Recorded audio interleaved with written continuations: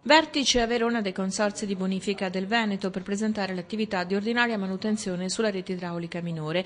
18.000 km di corsi d'acqua che interessano il 65% della superficie e l'89% della popolazione della regione. Con oltre 106 milioni di euro versati da 110.000 proprietari di immobili, senza quindi pesare sulla finanza pubblica, si provvede a pulire gli alvei, garantire efficienza agli impianti idraulici, sistemare argini. Un'attività poco evidente, ma che è la prima prevenzione contro il rischio di allagamenti.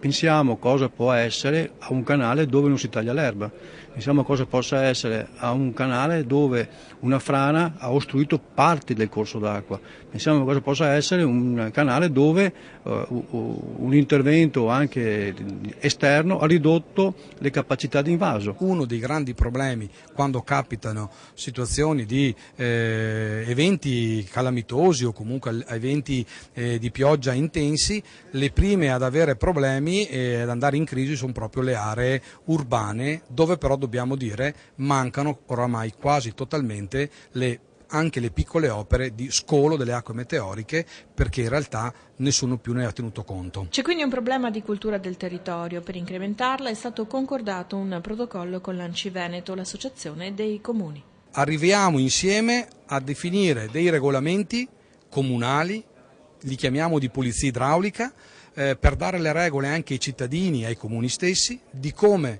può essere fatta la buona manutenzione in un territorio. Facciamo ognuno la nostra parte.